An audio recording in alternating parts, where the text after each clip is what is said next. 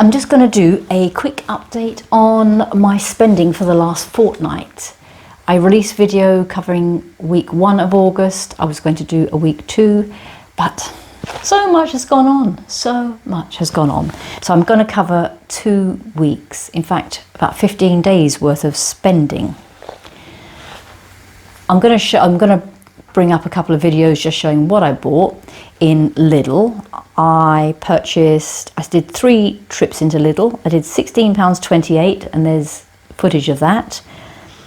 I spent £20.82, and there's footage of that. And then I sneaked in a little £9.13 shopping trip, which was just some milk, some nectarines, and some avocados. So my total grocery haul for the 2 weeks was £46.25. On social things, my spending, couple of pub trips. I had somebody treat me to a pub lunch, I think it was last Sunday, and I bought a round of drinks. So 2 lots of drinks, 2 different pubs, £10.95 and £12.05. I also bought a ticket to the MC Escher exhibition. It ended up being £24.50 because the prices have gone up. Now it's getting to the end. And I shouted for lunch yesterday at Amelia's in Covent Garden, and it was delicious. So I spent £83.25 on the social stuff in the last 2 weeks. For luxury, I got my hair cut. I don't know what else to put it under.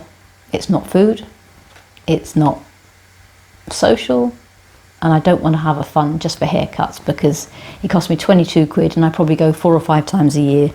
Not worth a separate line item. So luxury it is. And on there was also a 6-pack of Guinness, 0% Guinness, and that was £7.29. So in luxury, £29.49 spend in total. I also purchased, and I'll show you them. Oh, they're so ugly. I bought some running shoes. They're proper running shoes. They're Asics. They're gel. They are unbelievably comfortable, but I needed running shoes. And I say I haven't got anything in blue, but I'm wearing a dress that's got blue in it. Anyway, I've got a left and a right one. They're matching. They fit. They're comfortable. And they cost me £134.95, which is outrageous. So that was the spend, which means my spend for the fortnight was £293.72. That leaves me about £92 left to spend this month, which in theory can be done. However, there are 2 more things that have come up. I bought a doorbell off of Amazon not that long ago because my old doorbell it just died, and I tried changing batteries and doing everything and it just wasn't working. So I went onto Amazon and bought a cheap doorbell, and I hate it. I have to say, the sound is just really awful. The other one you could take it out into the garden and it would still work. This one I just don't trust it, and the sound is awful, and it was cheap. And I don't normally buy the cheapest of cheap because I know that you buy cheap and you buy it twice and it costs twice as much. So my dilemma is, so the new doorbell, that the battery in the actual buzzer bit where you press the bell has already stopped working, and I've only had it about 3 months. New batteries, I can buy a set of batteries for about £3 or £4, which isn't much. Or I can go and fetch a better quality doorbell for about £20, which is not a fortune. But it seems a waste if I've already got a doorbell and all I've got to spend is £3, even though I hate the doorbell. Or do I hold off and order a camera doorbell, like a ring type thing, not a ring one. I don't want anything that I have to subscribe to anything, because I am so sick of seeing money going out in subscriptions. Now I'm counting these things, I can really see how much goes out, and it irks me. It's like you'll never own anything. It's like somebody else owns everything, don't they? And I don't like that. So I have a dilemma and I can't decide. But of course, a camera doorbell without a subscription, you can get them from about £75 upwards. And if I'm going to get one, then I might as well get a couple of cameras as well, you know, to be honest, 3 cameras would be quite nice to cover the back of the house, the front of the house, and maybe down the side. I don't know. That is something to think about. But I only have £92 left for the month. So battery well within budget, a new doorbell probably within budget, camera one probably not so much. And then the other thing, oh, this one really is annoying. My kettle has died. Just will not switch on, nothing. I've only had it since March. It still looks brand new. I do use it a lot. I make a lot of coffee. I only paid £13 for it, and I know that's not a lot. And you could say it's because I spent so little. I would say the kettle that I had prior to this one was a Breville, and I think it was £50 or £60, and it maybe lasted a year. And that one was purchased from Curry's, and there's no point trying to take it back to Curry's without a receipt. So I just went, you know what, I'm going to go and buy a cheap one in Asda, and I found one for 13 quid, and I kept the box, but I cannot find the receipt, and I don't know whether to even try to take it back. I don't know. I know it's only £13, but it's still the principle. Anyway, I've seen one on Argos for £9 that I can buy, and I can just go and fetch that tomorrow. I do have an emergency kettle. I have the old kettle that belonged to the tenant that lived here. He passed away. It's a really grubby old kettle. It looks like 1,000 smokers cuddled up around it and smoked because it's stained yellow. It's really grim looking, but it's one of those good old-fashioned kettles. It's plastic, but it's old-fashioned in that it's got a proper element, you know, the squiggly element. When I was a kid, when the element in your kettle went, you'd go to the shop and buy a new element, and you'd go home and you'd take the old one out and put a new one in. And now most kettles you can't even see the element, and I'm sure if you tried to buy an element to replace in the kettle, it would probably cost more than the actual kettle itself. So these things are dreadfully disposable, but it annoys me. What a waste of plastic and other materials, you know. It's just a terrible waste. I mean, if you could even just buy the kettle bit and the base stayed the same, that'd be one less bit, because it's a plug, it's a cord, it's a base, it's the kettle. What a waste. Anyway, whinge over. So I have a dilemma. Do I bring the old kettle back and try and swap it out for a replacement? Do I just get a £9 one from Argos? Do I get a £9 one from Argos and then eventually bring the other one back to Asda and see if they'll change it without the receipt? And I do have the box, and I know exactly when I bought it because I track everything in my spreadsheet. I don't know. We will see. I will let you know next week when I give you the budget update for that. Well, coming up next is my grocery shopping for the fortnight, and after that there will be about 5 minutes on things I've done in London that were free. I like free. I hope you like free too. Thank you so much for watching, and I will catch you at the other side. Okay, August week 2, my first shop at Lidl. I bought a 6-pack of 0% Guinness. That's for my house guests, so I've marked that under luxury, and that was £7.29. 6 tins. That works out about £1.22, 121.5p each tin. 3 bags of porridge oats. I am blaming Frugal Granny for spooking me again, but she is quite right. There has been a very poor harvest, I think, this year for a lot of grains, including oats, and yeah, these are 85p a bag, which is great value. Semi-skimmed filtered milk, 2 pints. That one I've got 15% off, £1.44 instead of £1.69. I bought full fat filtered milk as well. That I will use for making some kefir, because I'm about to run out of the stuff that I've strained recently. Bought another half dozen eggs, organic, free range, and they are mixed size. They were £2.25. I bought 2 tubs of the low-fat cottage cheese. I tried it, I've used it in a homemade quiche, and it was every bit as good, to be honest. These were reduced slightly. They were normally 95 pence. They're currently on special, and I paid 89 pence each for those. So that came to £1.78 for the 2 of them. 1 bag of strong white bread flour and 1 bag of strong wholemeal flour for making bread. They were £1.09 each. The wholemeal doesn't have the longest date on it, but to be honest, it will keep long after the best before date. I also bought 2 regular bags of plain flour, because sometimes it's nice to be able to make a cake, isn't it, or something that's not bread. And they're only 70 pence each, and they've got a good shelf life on those, 30th of March 2027 for the 2 of those, and they were, say, 70 pence each, £1.40 in total. And I paid £2.99 for a kilo of chicken thighs. And that concludes my shop. My entire amount was £16.28 on groceries and £7.29 on the Guinness. Second trip to Lidl this week. It's Wednesday the 12th. I've spent in total £20.82. Picked up a couple of bargains, and a few things had discounts on. So there was 50% off of the sliced smoked salmon, so a little bit of luxury for £2.24. Also unusual for me, I bought some short crust pastry.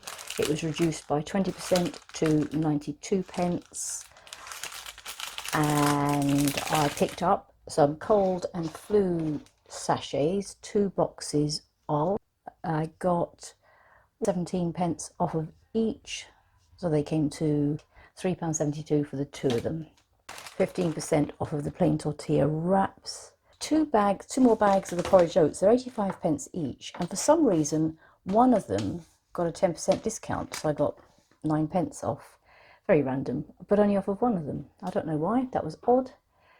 That's part of my extra pantry prepping.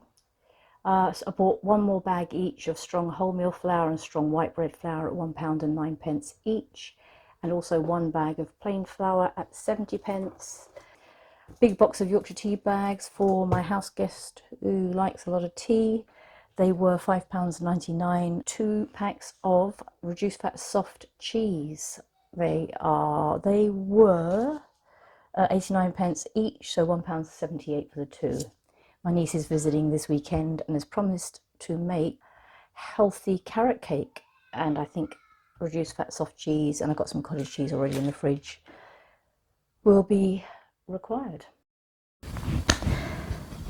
Right, what else have I been up to? I have done some wonderful things in London again. So aside from my health things, that there are videos covering that, and I won't go into great detail on that, I have been out and about in London. I have done a little bit of social stuff, not lots of social stuff, but went and had lunch with my house guest. I was treated to Sunday lunch in a pub.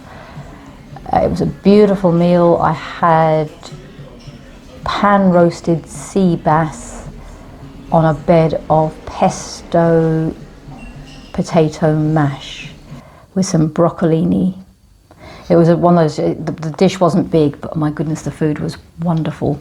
So that was lovely. And I bought a few rounds of drinks through the few times I've been out. Diet Coke for me and whatever the other person is drinking.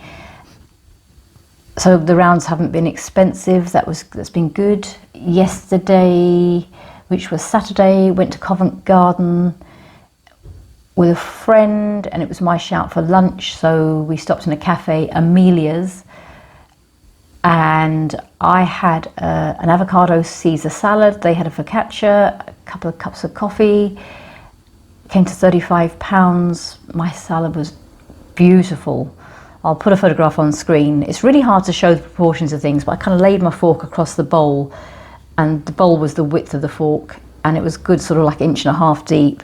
I initially thought there was chicken and avocado just scattered on the top and the rest was lettuce, but there was plenty of chicken in this thing. It was very, very generous. So Yeah, good value, definitely recommend. And the coffee in there is good, actually. I don't often drink coffee out because most places make it a bit too strong and bitter, but their coffee is actually pretty nice, so that was a nice treat. I treated myself to a pair of running shoes. If you watched the video about my HbA1c, and my lipid panel, you will understand why I bought myself some running shoes. My old ones are really old, and I am getting back out there and starting couch to 5Ks. I went to see the Hogarth Stair at St Bartholomew's Hospital in London, and it's just beautiful. This is the London that's free that I really highly recommend people discover. If you live in London and you don't get out much, get out there. It's beautiful. There's so much to see. And if you're coming to London, I know London is very expensive, and I appreciate the hotels are outrageously expensive. Eating out is expensive. All the lovely things to do seem like they are expensive, and some of the things are incredibly pricey.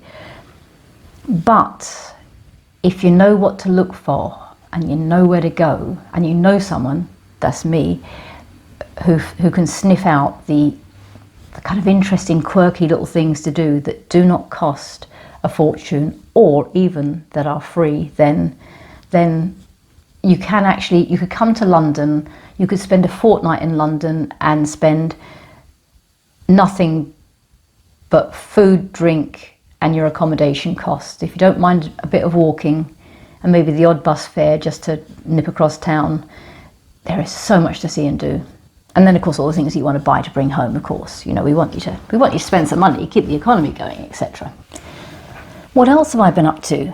Gosh, loads, of course. I've been hot-footing around London, enjoying some of the beautiful blue skies. I went to visit the Hogarth Stair at St Bartholomew's Hospital, shall I say. And I also went to see the church of St Bartholomew the Lesser and St Bartholomew the Great, and also the hospital museum in the grounds of St Barts. I had a quick look at the King Henry VIII gatehouse. You can't go in the gatehouse, you can go through it to get into the grounds. The gatehouse has a statue of King Henry VIII, you know him of his many wives. That's up above the gatehouse. It's the only public statue of Henry VIII in London, apparently. On the outside wall of St Bartholomew's, or St Bart's Hospital, should I say, is a memorial to the hero and Scottish patriot, Sir William Wallace. You may know of him as Braveheart, that was played by Mel Gibson in film. He was executed nearby that location on the 23rd of August in 1305. He was tried in Westminster Hall. He was charged with treason, to which he responded he could not be guilty, for he had never sworn fealty to Edward I, who was the king at the time. Nevertheless, he was sentenced to the traitor's death, one of the most vicious punishments devised during the medieval era. We were pretty mean back then. Oh, I didn't know we did that to him. So he was taken to the Tower of London, where he was stripped naked and then dragged behind horses to the scaffold. He was first hung by the neck and then cut down while still alive. He was then eviscerated and castrated and eventually beheaded. Good Lord. His body was cut into 4 parts and his limbs sent to the corners of Scotland as a warning to the rebellious country. The Church of St Bartholomew stands close to the execution grounds. Within the grounds of St Bart's there is a museum for the hospital. And there is a small church, St Bart's the Lesser, or St Bartholomew the Lesser. It's a lovely little church. Quite unusual, it's a very light and airy. It doesn't have the dark stained glass windows, and it has lots of clear glass letting light in. It's a very, very pretty church, very light and airy. And then a few hundred metres away is St Bartholomew the Great, and it's just the most exquisite church. It's one of London's oldest churches. It may even be the oldest church in London. You don't necessarily see it from the street. As you walk up, you see what looks like a Tudor gatehouse. I think there's a pub on the corner, and you've You sort of walk through and then suddenly the church is there in front of you, and it's just beautiful. I'll put some stuff up on screen so you can see what I'm talking about. And all of these things are free. And within the grounds of St. Barts Hospital is the North Wing, and within the North Wing there is the Hogarth Stair. And if you go up the stairs, that will take you to the Great Hall, both of which are really worth seeing, just beautiful. The stairs were built in 1732, I believe, and I think the architect was James Gibbs. The St. Barts Hospital originally were commissioning, I think it was an Italian artist to paint the stairway, to paint the murals on the walls. And Hogarth, the great English artist, took exception to that and offered to paint the murals free of charge because he felt it would showcase the work of English artists. And these murals are magnificent.